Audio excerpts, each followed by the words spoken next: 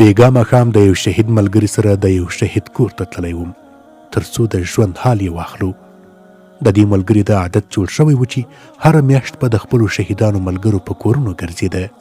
د شهید مورکۍ په داسې حال کې چې واړه یتیمان ورباندې ګرد چاپیر تاوېدل، په خبرو کې به یې کله کله د خپل بچي یوه نیمه خبره او خاطره یاده کړه.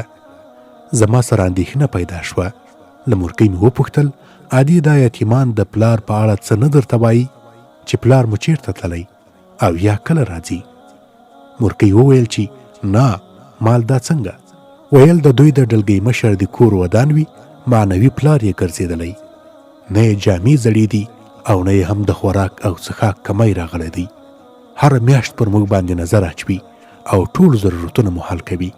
شکر یې ویست او ویې ویل ما ته د یو زوی په بدل کې لسګونه او سلګونه بچیان رب جل جلاله راکړي دي. خدای جل جلاله دې یې راته له هرې بلا وساتي.